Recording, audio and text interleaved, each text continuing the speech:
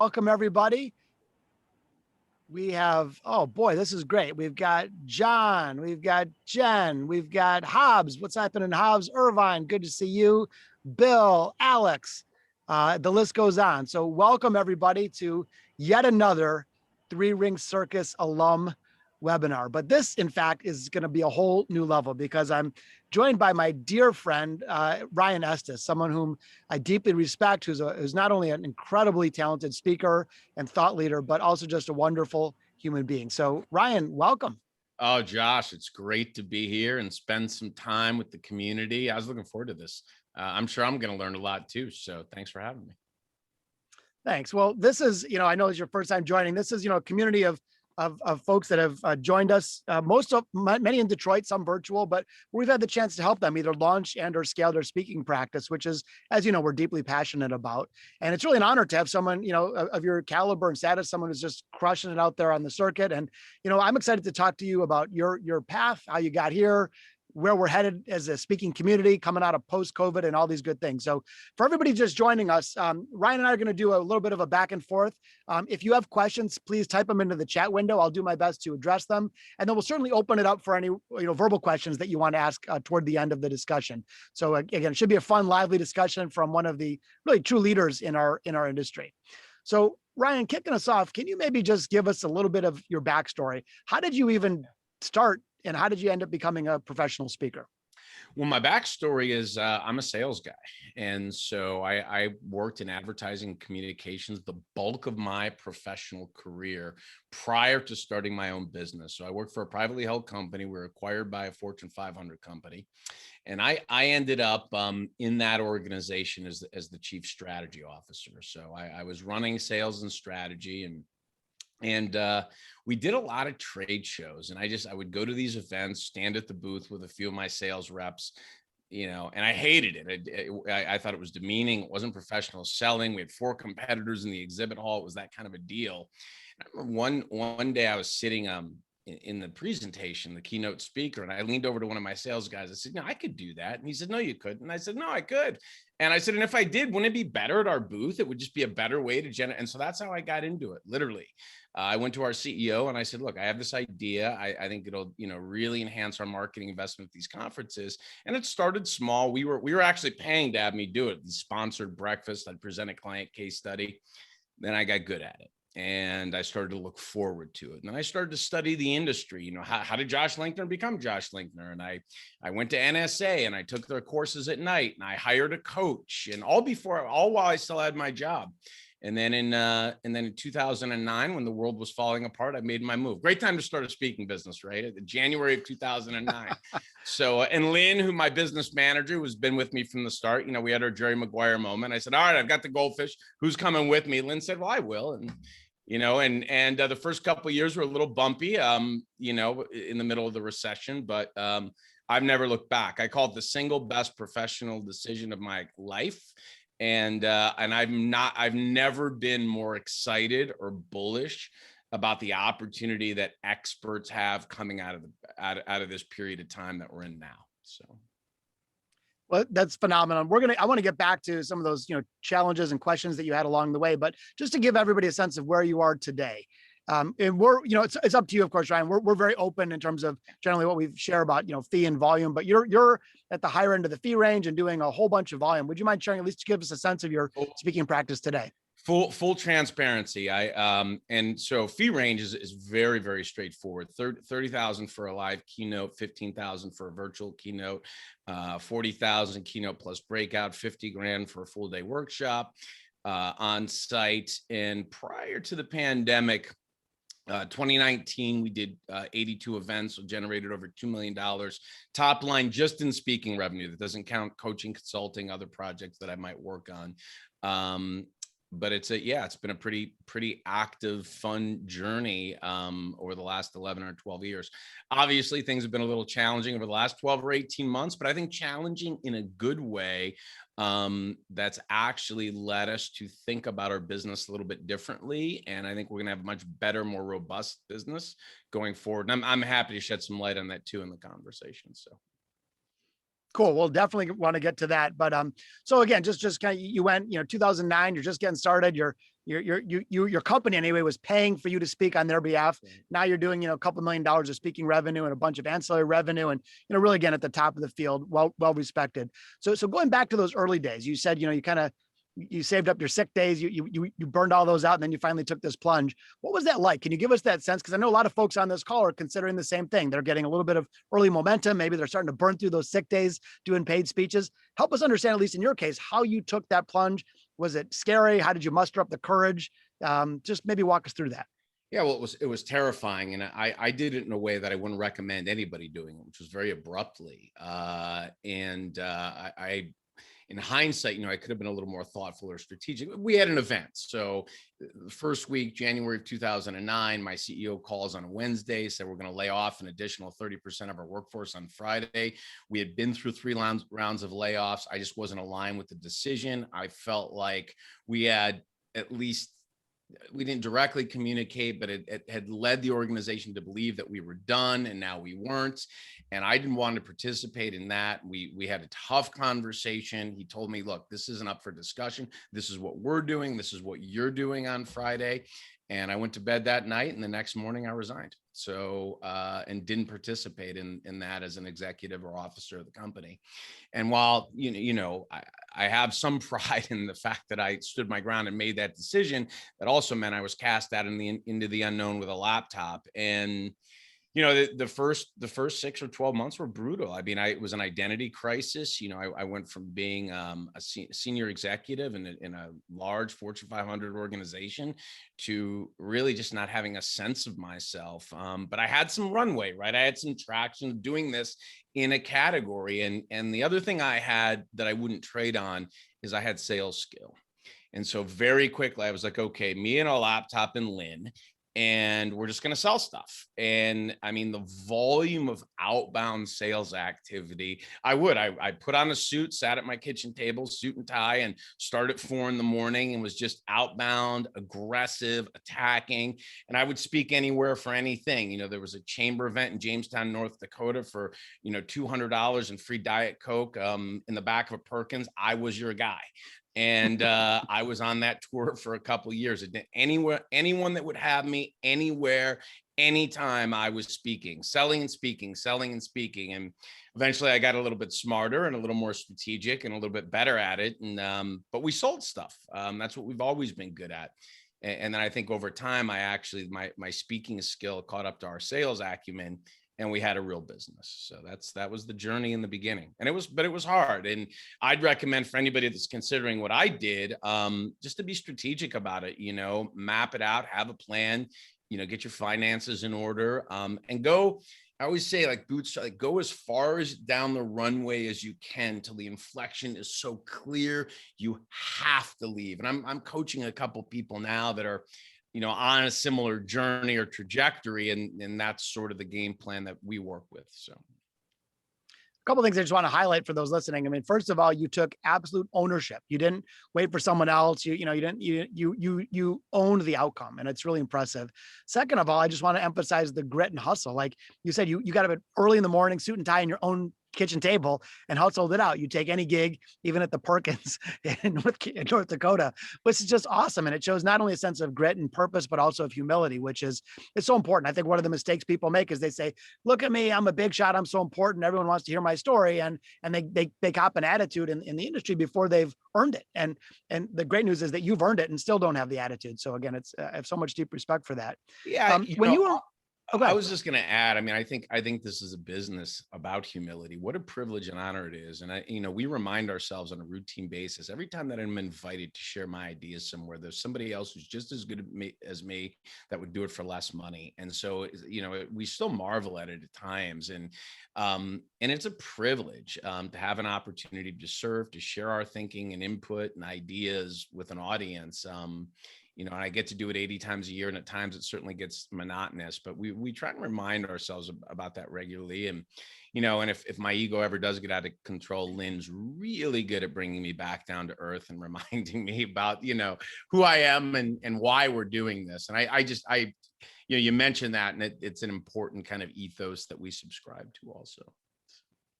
It's so good. A few other questions for you, Ryan. This is again, I think, so enlightening to so many people on the call.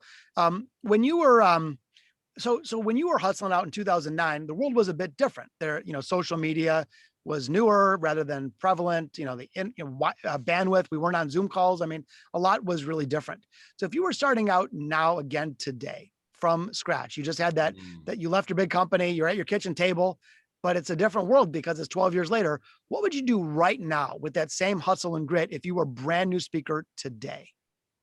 Well, I think you're right. And so I think the video and just the marketing package, I probably would have thought about that a little bit differently than I did at the onset.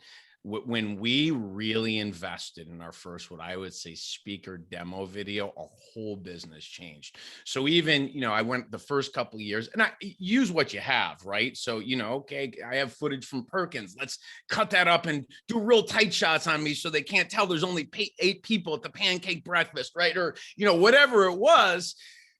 But as we moved forward and started to do reasonable sized events, I remember when we did our first, what I would say, and it was a big spend. I mean, for me at that time, it seemed like a huge investment in a professional demo. And when that hit the website and a couple bureaus saw it, everything changed.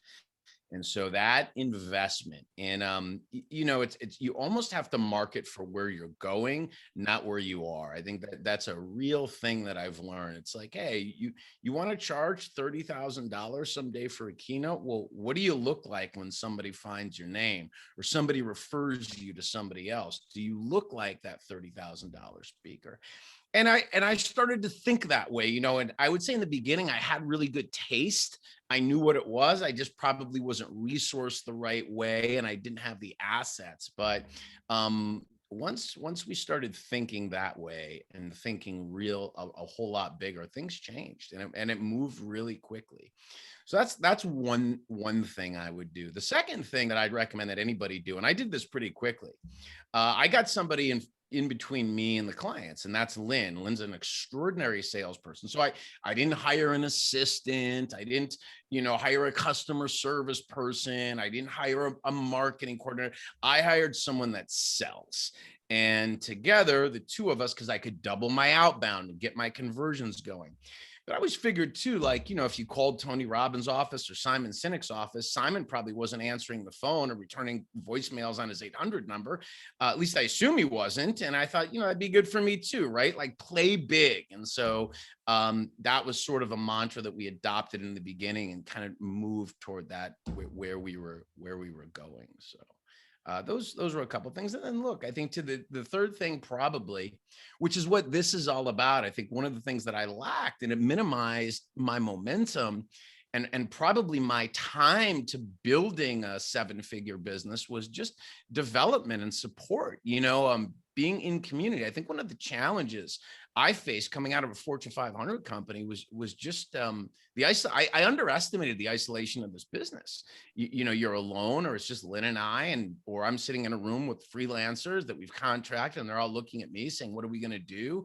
And look, if you're not in community, if you don't have a team or people or relationships where you can learn and grow and bounce ideas off of and take bits and pieces and best practices, and so that's why I think something like this is invaluable. So I think I would have invested a little bit differently in just having different kinds of resources around me to navigate what is a very complex cottage industry kind of business. Yeah, well said. Well said. And so a lot of times people, when we were chatting with them, they think there's a couple must-haves. They say, I must have a book and it must be a New York Times bestselling book. And Ryan, how many New York Times bestselling books do you have? I have no books. How about that? Let's get to that. I haven't written a book. Now I've written ebooks, and let's talk about that for a second.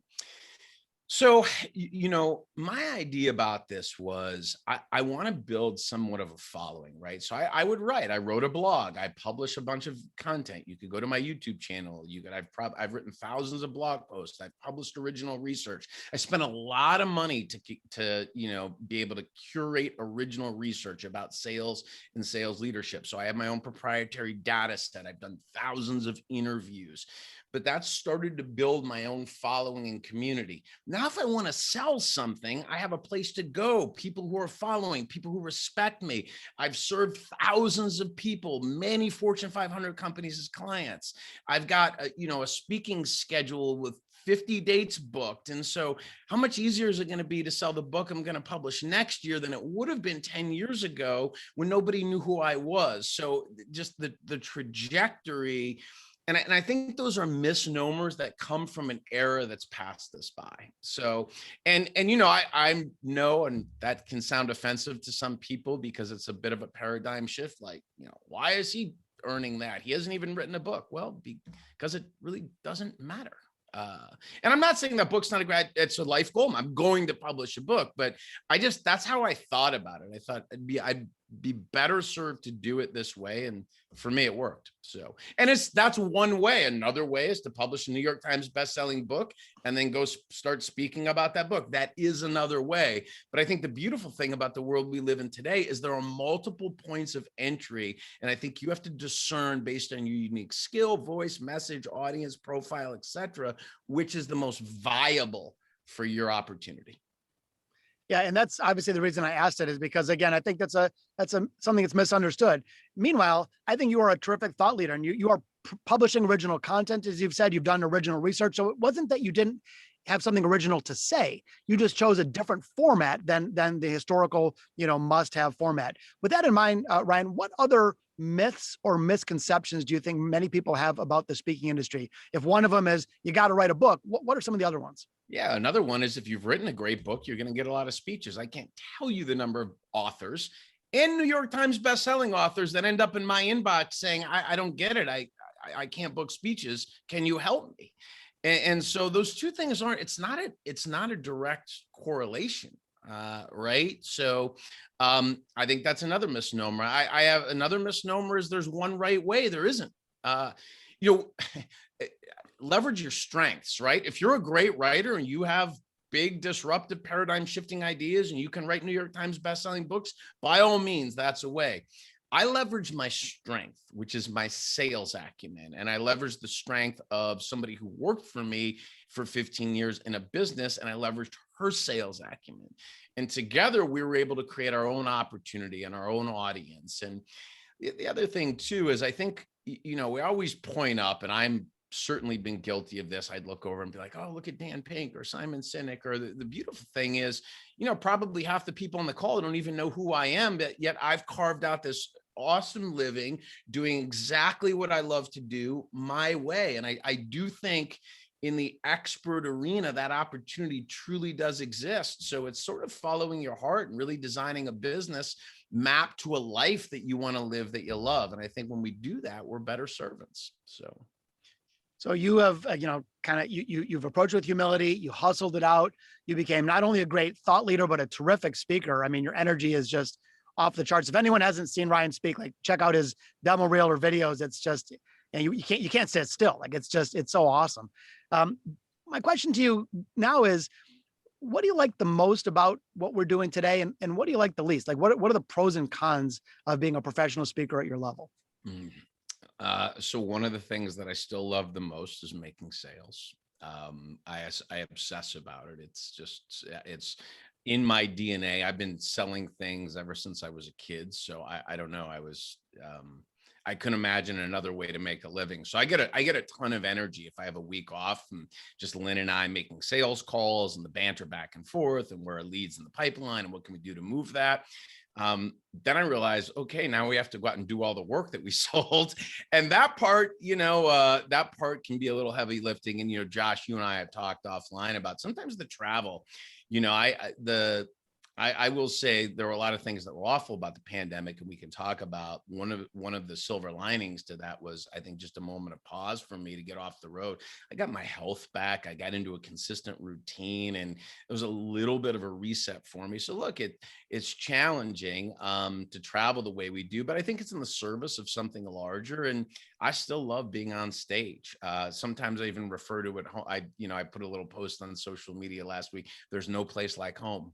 And for me, it's one of the most comfortable places in the world. And I still believe very much in the power of inspiration and actionable ideas. I think it changed my life. So maybe a little context, a little background. I was 23 years old when I started in advertising, entry-level sales job.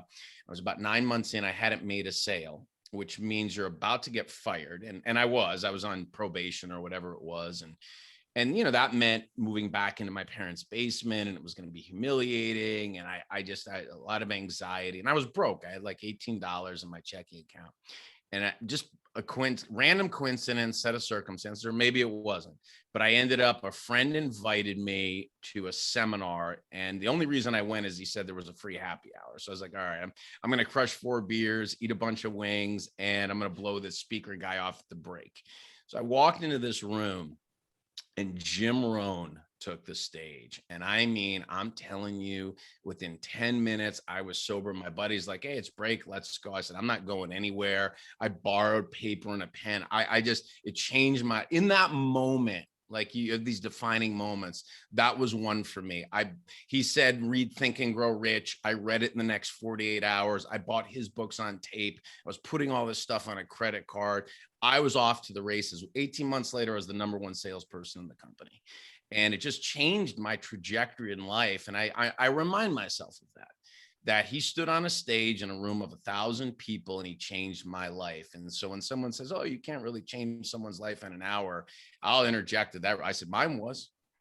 And so I believe I can. And that really still inspires me and motivates me. And just last week, I got back out there, did a couple live events, Chicago and Atlanta, being with the people, the hugs, seeing the smiles, seeing them workshop through ideas, have breakthroughs, experience connecting with each other. It just reinforces how important an opportunity we have to impact people and serve. And so I still believe deeply in this craft.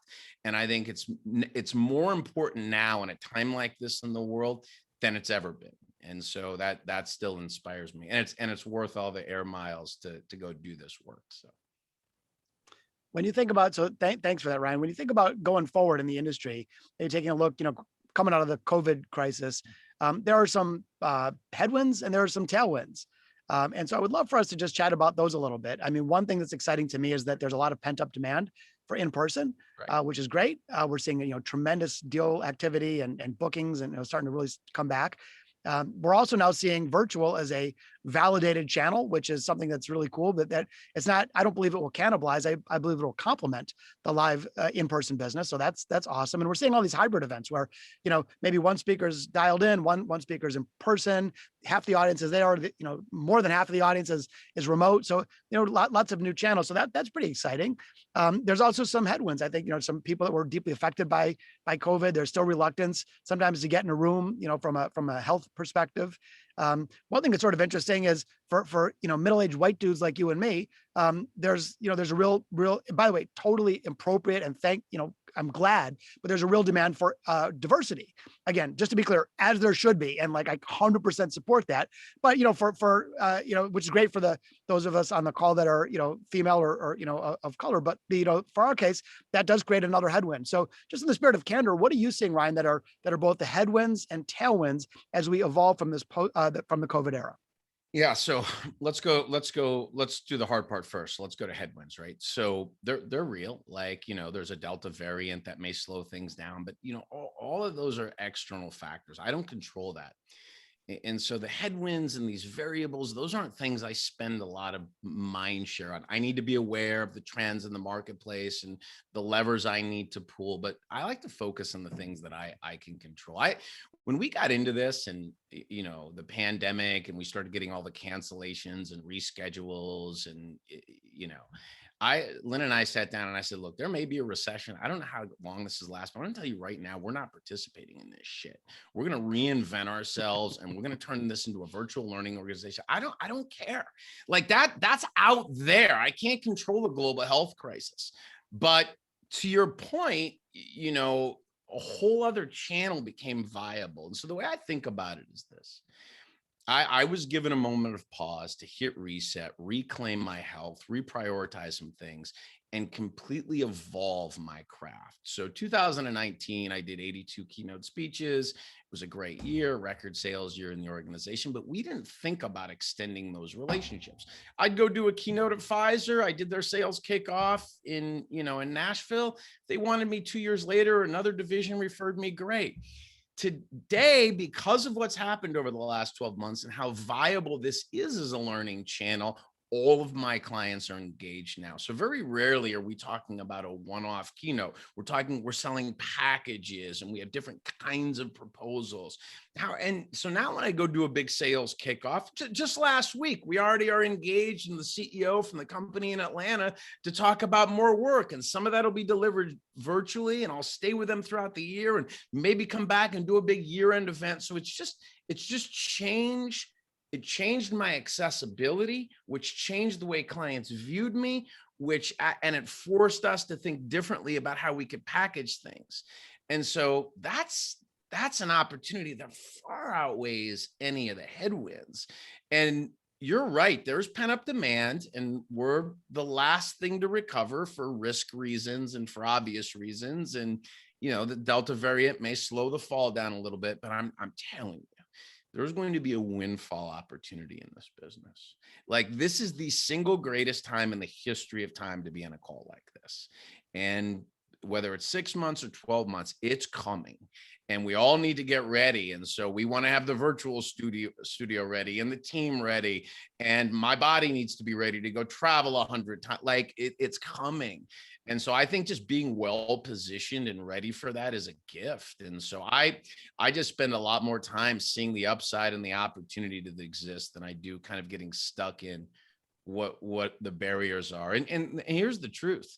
This is $1 billion industry. Lynn and I always say, we only need 80 little things, just 80 little units, and we have a great business. It's not like, if we can't sell 80 units between the two of us, then they should strip us of the title of salespeople, right? So it's not, that's how we see it. So good, man. And just to remind everybody, we are going to open it up for some questions here in a minute. If you have questions, you want to type them in the chat window, I will get to those, and we'll certainly open it up for live questions as well. I just love, just a couple observations, Ryan. First of all, a lot of times someone will say, "Oh, you're a motivational speaker," and it always rubs me the wrong way, because I imagine some cheesy guy in a plaid jacket, spouting out a bunch of platitudes and cliches and having some sizzle, but not a lot of substance. And you are like, you are deeply motivating. But I think you're the opposite of that, in the regard that you have so much depth, and you're a thought leader. You've got important content to share that changes people's lives, and you're figuring out how to adapt that content. Yeah, you still deliver a keynote, and you love it, and you love being on stage, but you also find other ways to be of service to those of your clients in the world, and it's just really admirable. It's kick-ass. And it took me, it actually probably took us a minute amid all of the cancellations and the events, and there's no more keynote speaking, and I'm like, I worked so hard on this business, and now the government's taking it, and it's going to be illegal for people to gather, and we require people in these spaces. And it was like, no, wait a minute. No, stop. You're an expert. You've developed a body of knowledge. Business is going to continue, health crisis or not. Sales organizations are going to have to think about new ways to go to market and impact customers and compete. And we can insert ourselves in that conversation and be relevant. And very quickly, just reaching back out to old clients, we created momentum and runway and opportunity. And, we're having a great year. I'm going to do 80 events this year. I was okay with doing a part of that virtually. I'm excited to get back out there live again. But again, my headspace is on what I can control, and that's where we focus our time. So I'm going to open up in here just a couple minutes. One other big picture question for you, Ryan. When you look into the future, I don't know if it's 1 year or 3 or 5 years from now, what are you most excited about? What does the future look like for Ryan Estis? Well, I think I'm most excited. I've got some new and exciting collaboration that we're working on that I'm thrilled. I think And I've talked to you about this, Josh, and I've talked to Lynn about it at length. Part of the challenge for me was I wanted to find ways to work in more collaboratively in community to mitigate what I felt was some of the isolation, loneliness, and then just I think doing that creates momentum, right? You have a community like Three Ring Circus. You go to boot camp in Nashville in October, which I'm excited to be a part of that. And then you come out and you make three friends, and then you mastermind a workshop. And then next time next time I'm in Cleveland visiting my mom, I zip up to Detroit on Monday, and you and I grab lunch and we check in, and I give you an idea because Lynn discovered something and you introduced me to a relate. And so it's a better way to do this business. And it took me a while because sometimes I'm stubborn, but I think I've realized that doing the business that way going forward is the way I want to work it. So in community, in collaboration, in partnership. Second thing is, in during the pandemic, because I had downtime, it was really a creative period for me. I started working on this book that I'm intent on finishing, and so we're excited about that. And I authored 2 new keynotes, a 5-module virtual series, and a half-day workshop, leadership workshop. And so we have this new body of work, and so we're being able to go back to the marketplace to say, hey, we've got something new, or we have a very relevant story to tell about how to accelerate coming out of a crisis. And so I think those are some of the things that, and look, and then the last thing, we all know this, everybody on this call knows this. There's nothing like planting your feet on that stage and going for broke. And I have energy to do that again. So those probably are about my big 3. Awesome. So we're going to get to some questions. I did want to just say, because you mentioned it, Ryan, that so for those who don't know, our next first in-person boot camp after COVID is happening in October. It's October 7th and 8th.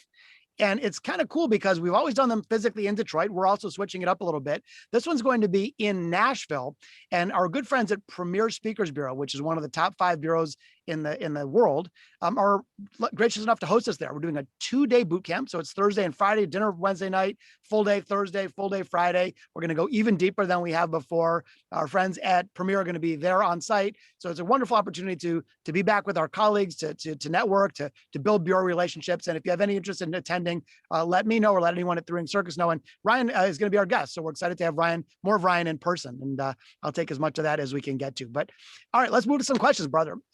First question we're getting is around fees. So you mentioned that your fees now are $30K in person and $15K virtual. The question was, what are your rules for negotiating, if any? And to be clear, we always advise people that, that's a personal decision. If you want to negotiate, it's up to you. If you choose not to, that's okay. But Ryan, how do you handle that when someone asks for negotiation?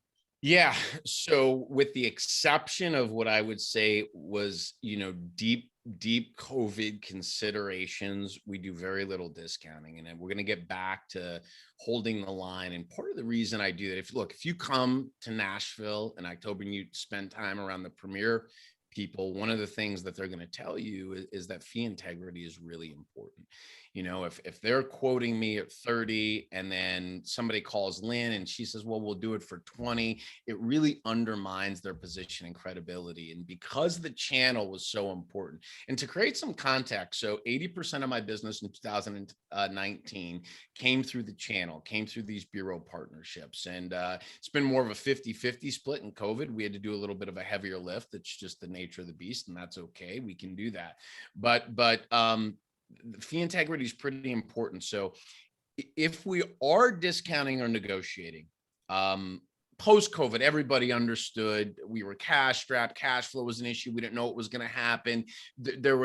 Everybody was okay with doing what you had to do to get to this. Was a bridge period. But once we get back into what I would say is a more stable, normalized kind of norm, we maintain fee integrity. It's pretty straightforward. Now, to do that, I have to have demand. 80 was my threshold. It actually may be a little less than that going forward because of the virtual component and just my appetite for travel and where that's at. But we have demand. So our ability to create demand and to sell above my max threshold exists. And so we're able to maintain that fee integrity, makes me a great partner for the Bureau channel. And I'll be clear, like, doing the event in Nashville in October, being able to be around those agents from Premier, that's gold. Go back to a question you asked me, what's one thing I would have wished when I was starting? I had to do this all on my own. It was the first 5 years, no bureau would talk to me. Like, nobody introduced me to someone from Premier. Like, we cold called every bureau. We would bang our heads against the wall. I mean, it was tough. For 4 or 5 years, it was just Lynn and I. And then we watched someone from Washington Speakers Bureau. That's probably another story for another day, but we got on their radar screen, and it changed the game. They put me in places I wouldn't have been on my own. And then the demand accelerated and the fee went up commensurate with that. That's why I'm at 30 today with no book. So I'm a good partner. I'm channel friendly. I maintain fee integrity. We have excellent service standards, and that puts me in that spot. So. And you're exactly right. The mistake people make is they think if you have a bureau, they take care of all your everything. And really, your job is to create demand, period. And the bureau can accelerate demand and can help, build on that demand and everything else, but they're not going to do it all. We as speakers really need to do that ourselves. Wonderful question coming in from Irvine, who's been a good friend of ours here, a wonderful partner. Any tips on finding your own Lynn? I'm sure Lynn is going to blush at that one, but boy, we all could use a little Lynn in our lives. Now obviously she was your partner for a long time, but for someone who doesn't have a Lynn at his or her side, any tips on finding that right person? Yeah, look, I mean, I think I would be really thoughtful in executing a search, right? So, when I'm recruiting beyond Lynn, I employ support. I have a recruiter that is a trusted advisor that supports me. And so we'll sit down and thoughtfully craft a very compelling job description. And then Lynn participates in that process. And one of the challenges too, a small business is, you add one person to the mix, they really have to fit. And our culture is unique. I mean, I've known Lynn, for 20 some years. I know her family. Like, I was at her wedding, so we have a pretty close relationship. As we bring people into that, that fit and culture is so important. So, I get help, but like, so that's the way I think about it. I think about get a recruiter, have someone supporting the process, write a compelling job description, invest the time, take it seriously, like any part of your business. There are great salespeople out there. There are great support people out there, but you have to be strategic and aggressive about finding those people and then assimilating them into the organization. And part of my deal with Lynn is, I got to make sure that I'm supporting where she wants to go in her career and her life. And maybe Lynn doesn't want to be the CEO of something, right? Maybe she values the flexibility and time with her kids while they're still at home or whatever it is, but I have to check into that and manage for that. So that's sort of the way I think about it. The last thing I'll say is, I want to hire people who are great with prospects and clients. Like I figured Lynn was up for whatever, but I knew she could sell. I'm like, the rest of the stuff, administrative, logistics, booking flights, all of that stuff to me is ancillary. Can we get clients? Can we impact clients? Can we take care of clients? That's what makes a small business go. And by the way, in the expert category, it's the thing that experts are the worst at, in my perspective. And that's why I've got people with great pedigree who've written these books saying I can't book speeches. And, one of my first questions is, well, how many pitches have you been out? How many outbound emails? It's like, if I write the book, everybody's going to want to come. No, that's not how it works. So I just, for us, that's not how it worked for us. So for me, those are some thoughts. And we often get asked if Lynn can replicate herself, and she can't. So. And We've had the same question many times. She doesn't have any extra hours to come and work in someone else's business. No. We have the same question about Jordan, who's been my right-hand person and couldn't have done it without him. Ryan, you obviously you treat this seriously. Like, this is a real business, and like any business, you've invested in yourself, you've invested in resources and such. One question that came in earlier, and then we'll get to several of these other ones, was around the cost to do a video. What's an optimal cost? The benchmark that we've used, maybe I'll just get your opinion on this. We've always said that whatever your target fee is, not even your fee today, but like what's your target fee, spend about the cost of one keynote for your video. So for example, if you're saying, hey, I want to be a $25,000 speaker, $25,000 would be a good amount to invest in a video, because your video is your single most important marketing asset. And obviously it has to do the heavy lifting if you're not in the room to close the deal. How does that sit with you? Do you agree? Do you disagree? Great advice. It's great advice. I don't have a ton more to add to that. Other than the fact that I'll tell you this quick story, and we hit pause on this just because of the pandemic. But so I'm at 30. I was about to spend. We hired a legit ad agency, like this agency that's doing Harley Davidson commercials in Alaska. And I'm like, I'm gonna have the sickest demo video, and we hit pause on that. I think we'll revisit that this fall heading into next year, because it's like, well, nobody can get together live and you have all this live. It just didn't make sense, and it was the right business decision. But if there's one area to invest, like honestly, for a new speaker, I'd like have a landing page and just a sick video, like over engineering some website that's not where it's at, and then just pump content into your YouTube channel. It's worked for us. So we're ready for a new demo. The demo that we have is not representative, I think, where we are and where we're going. And so I'm in the matrix on that one also. So, but you're right. Yeah, it's the place to invest. It's the place to invest. And, if you own a restaurant, you got to buy, kitchen equipment or whatever else. And that's the place for, you want to be a serious professional speaker, to invest. And we always say that if you're in real estate, the three most important things are location, location, and location. You're in speaking, the three most important things are video, video, and video. So Ryan, a bunch of questions coming in, which is really exciting. Some are shooting to private that I see here, and some are to everybody. But so I'm no particular order, but this is an interesting question for you. Can you talk about your evolution and around your approach to crafting a new keynote? What's changed and what's stayed the same from the early days to now? Do certain elements carry more weight to you than others, or than they used to, such as, for example, storytelling versus case studies versus audience interaction? So maybe you could just kind of zoom out and give us your overall, like, how do you think about crafting a keynote? And how did that differ from when you did it for the first time? Yeah. So it's formulaic, right? So I have a formula for doing it, and in the interest of time, I couldn't unpack the whole formula, but a couple of prompts that I'll mention. So I was a very raw speaker. I was a sales guy. I worked in corporate. I had a lot of experience in running a team in business. But in terms of real stage presence and what I would say the craft of professional speaking, I was a novice, totally self-taught. And because of that, there was a threshold for me. I could only get, I was probably like a club pro golfer. Like I could only get so good. And I talk about investing. Like I made a huge investment. I hired a coach, someone that was an absolute expert at communication and language and positioning. And I spent more money than it was very uncomfortable for me to make the investment, but I knew I couldn't break through that ceiling. And again, it was an inflection point. That the formula was developed through workshopping with him and getting reorganized and re-energized. And that really informed, it was a very collaborative process, but that informed how I approach a keynote today. And we have some pretty long excerpts. Lynn, maybe you can even grab one from like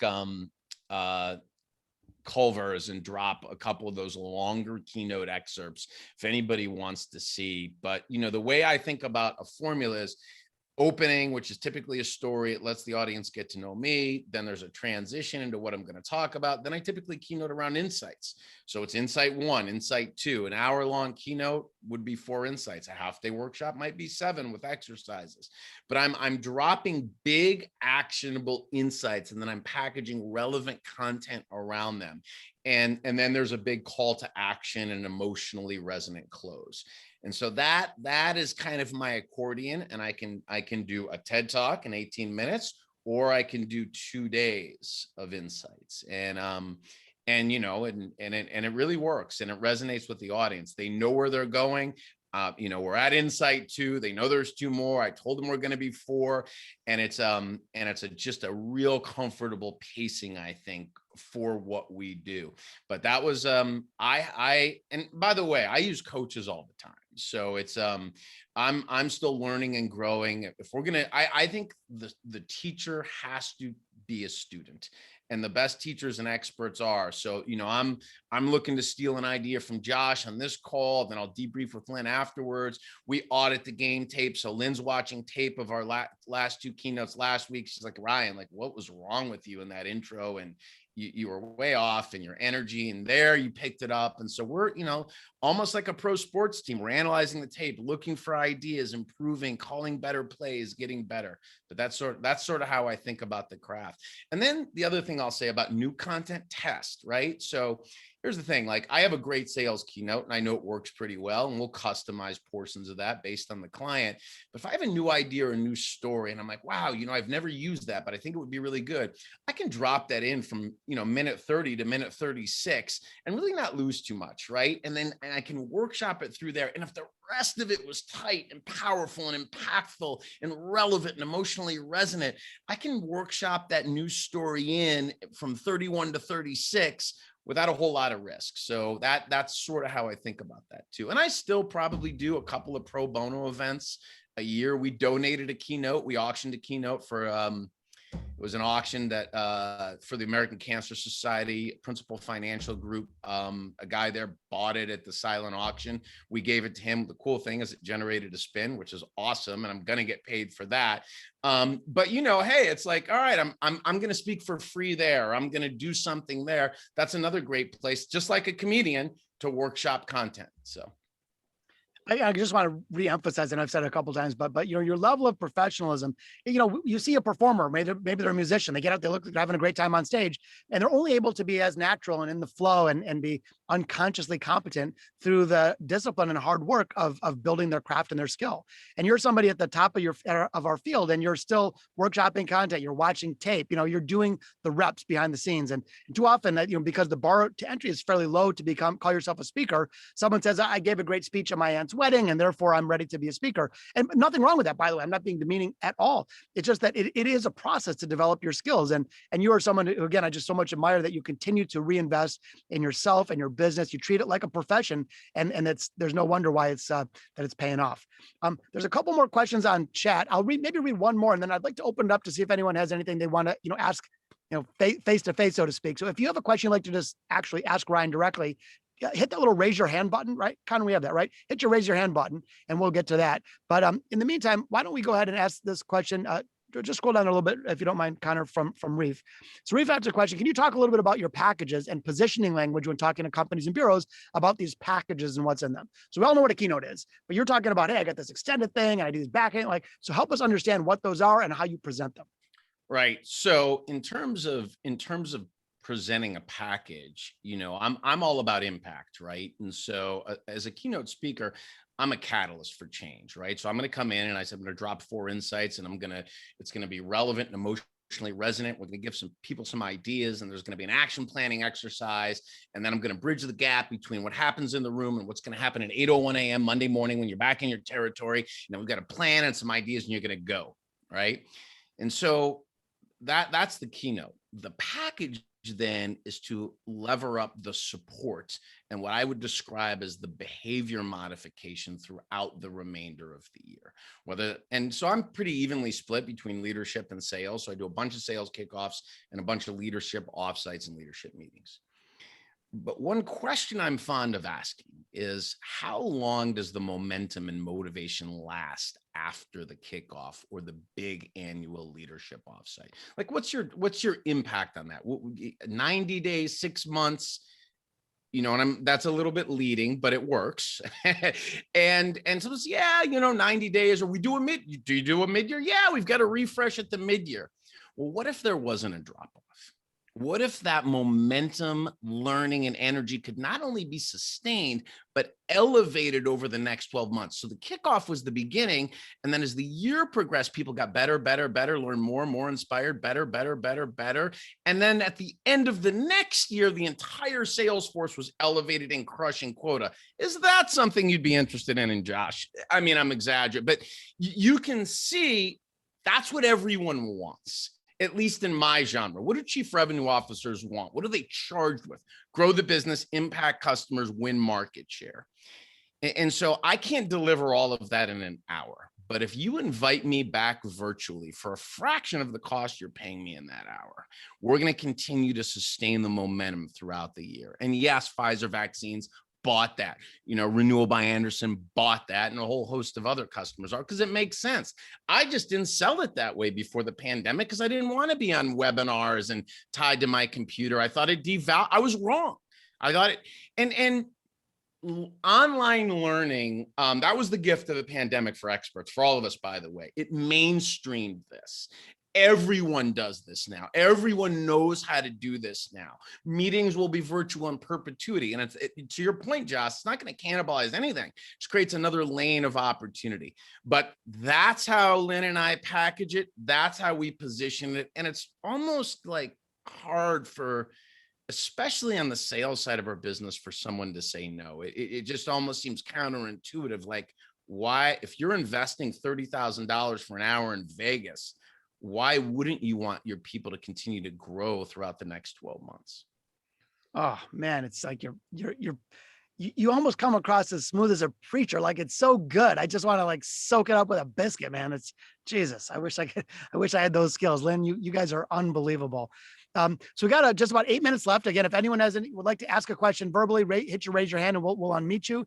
And kind of, can you just scroll down to the couple of other questions here in the chat box? Oh, Marilyn, there's one. Marilyn Sherman, our dear friend. Hi, Marilyn. Hey, there she is. Marilyn.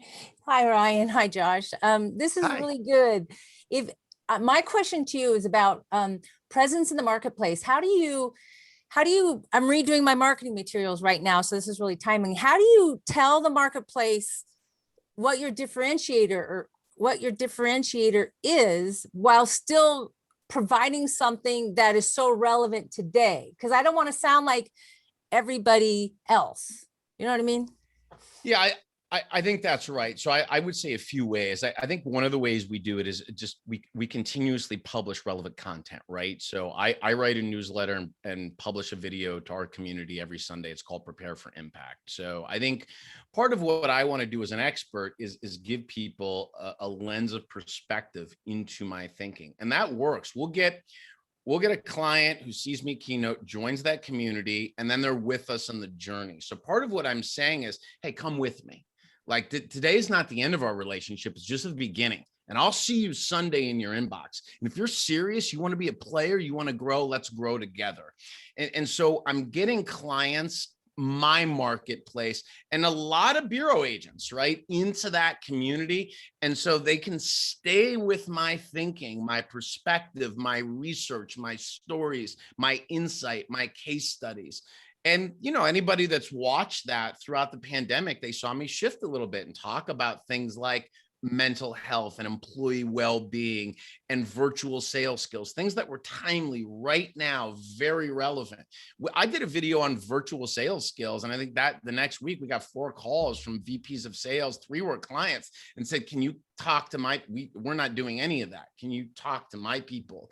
And so that's one way. Another way is look, if you're going to redo the whole package in launch, create a launch event, right? Do a press release, do an email blast, send it out to the bureaus, come on live, talk about your new content. So that would be the second way. The third way I would say is one-off in the sales process. So, she's been watching the whole time, but, and Josh is so kind and complimentary, but I'll tell you who does all of this better than me is Lynn.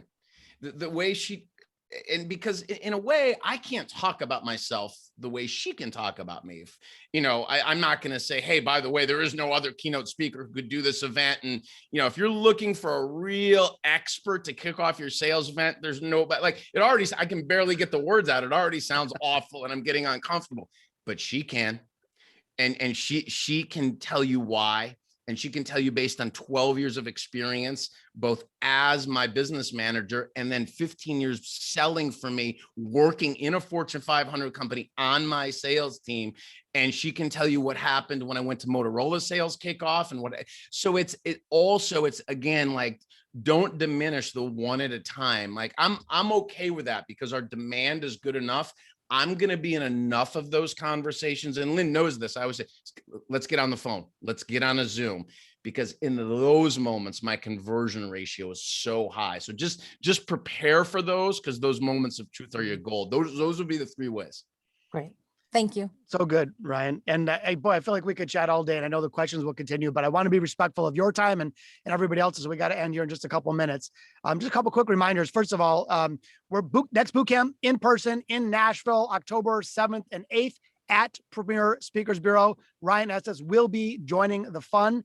If you're interested, let us know. We'd be happy to figure that out with you. It's a 2-day boot camp. It's going to be really both intense and exhilarating, and I think hopefully high value. We've retooled a whole bunch of content, a lot of fresh stuff for anyone that's already been with us.